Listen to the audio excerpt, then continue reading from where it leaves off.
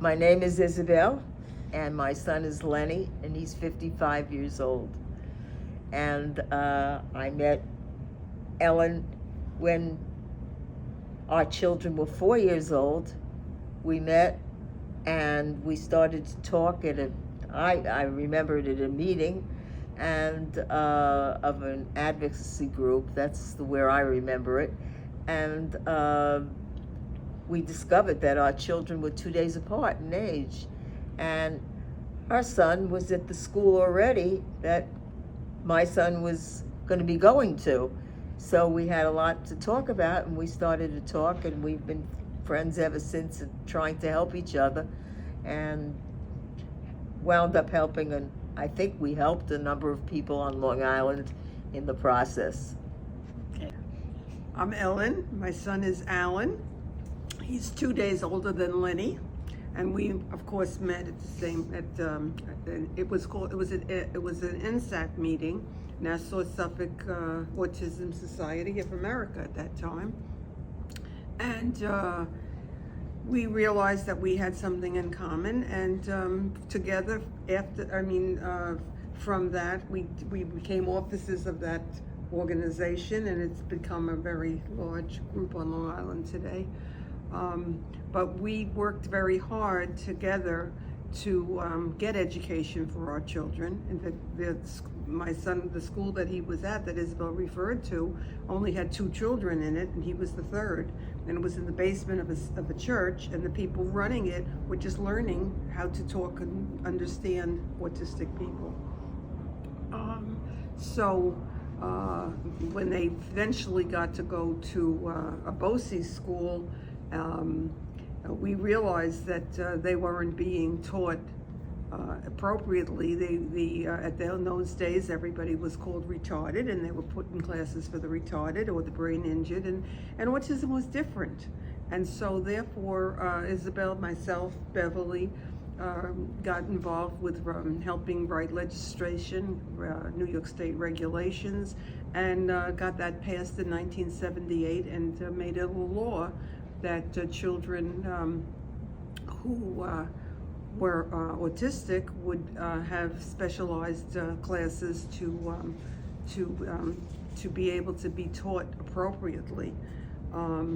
Of course, years later, that was changed to become integrated classes, but at least they were recognized for their abilities and disabilities in a more appropriate way. I'm Beverly. My son Ira is 51 years old, and he's 4 years younger than Lenny and Alan. And so I have been faithfully following the footsteps of my 2 very best friends here, and learning from their successes and their mistakes, and fighting together with them to get stuff for our sons. It's been quite a journey. In around 2007, I was attending lectures at Cold Spring Harbor in Long Island, and it's a very renowned laboratory, and we saw on the schedule that there was going to be a lecture on autism, and the woman speaking, Portia Iverson, had just written a book called Strange Son. I invited Isabel to join us that time to go, and we listened, and she spoke about how she brought Soma over from India, and how Soma worked with her son in California, and the book that she wrote.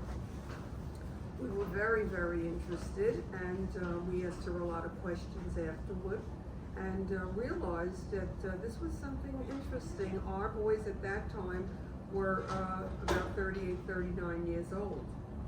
So I was very reticent about going to California, to Austin, where Soma was at this point. But Isabel immediately decided she's going to Texas, and so she did. And I'll just preempt what Isabel has to say that the first day after Soma worked with Lenny for just a 40-minute session, she sat by the pool, and she called me up crying, reading to me what Lenny had written. We had no idea these boys had a mind the way that they had. It was an unbelievable experience. I was anxious to go to Texas when I heard that Soma was in Texas. I had been looking for her because I had read about her years earlier, and I was trying to get the director of Lenny's former day program to get her here, which never happened. And so when I heard I was very bad with my internet skills, and when I heard that she was in Texas and where she was, and there was an opportunity to reach her, I grabbed at it, and we went, my husband, Lenny, and I, and we had to wait months to get an appointment. We told Lenny in that period, I think there's a lady in Texas who can help you, and we went off to Texas. At that time, Soma used questions and answers in a different sort of way than she does now. And in the 4-day session, Lenny only got one wrong answer in that period of time. And yes, I came back from each session crying by the pool as my son was swimming in the pool, calling my friends in New York and telling them about this wonderful method, and they had to go and investigate it. So that's how we started. Lenny, for the first time when he was in Texas, he was 39 and a half years old at the time. For the first time in his life, he was able to ask a question. And I ask you, how many people could get through 39 and a half years of their lives without being able to ask a question? And since then, he's been able to ask questions, and for that alone, it's a remarkable, remarkable journey. He's trying to improve himself as a result of this. He writes to us how hard he's trying. We see that he is doing what he's saying he's doing, and we're very blessed to have found Soma. And I'm very pleased that my friend Beverly also went along. Followed in her footsteps and a followed year along. later. We went to Texas, and Ira was there for a week, and I don't think we had as immediate success as Isabel did. I didn't go to the pool crying every day. Matter of fact, she called me and said, "Any miracles today?" And I said, "Not really." But it was when I got home and looked at it that I saw he had answered all the questions correctly. He was picking both responses, but the right one first. And that was the beginning. The next time he saw Soma 6 months later, he was writing stories that she published in her Voices book. And he's been going on and asking to move up each year. I think that starting as late as he did, and as late as all our guys did, they may not have the chance that some of the younger kids have to go quite as far. But we've given them a voice. My son never had a voice before. No one knew he was in the room, except if he acted up. But and now we've given them a chance to be part of our lives and part of everyone's lives. And for that, I am totally grateful to Soma, and I would recommend that anyone try this, no matter how old their child is. Yes, and I would echo that but I would say starting young would be so much better. Oh, yeah. And for the people today who are able to start young, They'll go further. they will, and they are going further, and they are going on, some of them, to college, and they are typing and doing more independence. But our boys had a life before Soma, and that life must have been very hard for them. My son writes about being locked in his brain and not being able to get his thoughts out.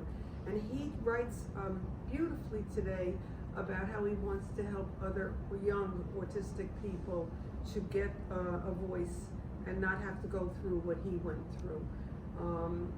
I wanted to share that his first, after Beverly went to Texas, and we, rather than go to Texas, we got together with 10 other families and we brought Soma to Long Island. And that was in the end of 2009, I believe in December. And she worked with each of the boys, just like she did a camp. She did maybe 4 days, and at the end of that 4-day period, using different techniques than she uses today, because Soma's been learning, just like we've all been learning. But at that time, my son wrote that his final message, as she says, was after I turned 30, I realized I had forgiven God. And he was now almost 40, so that was quite a statement, and we knew we had to go to Texas. And so this trips to Texas started, and we went twice a year, until some point when the trips became difficult, and we were able to get other people trained and other people working with our boys on Long Island, and Soma comes to Long Island periodically. So that's been a good journey for us. I think the important message that I would say is that what Soma's doing now, which is beyond the letterboard and so much of life skills, is a lot of the things we worked on because we didn't have the communication, we didn't have the letterboard, we didn't have the realization of how much was going on inside of them. So we worked on the basic skills of life first, and now the letterboard is coming second.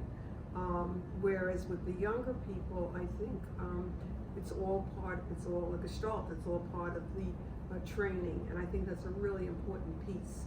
It's not all skills and it's not all letterboard, it's life skills.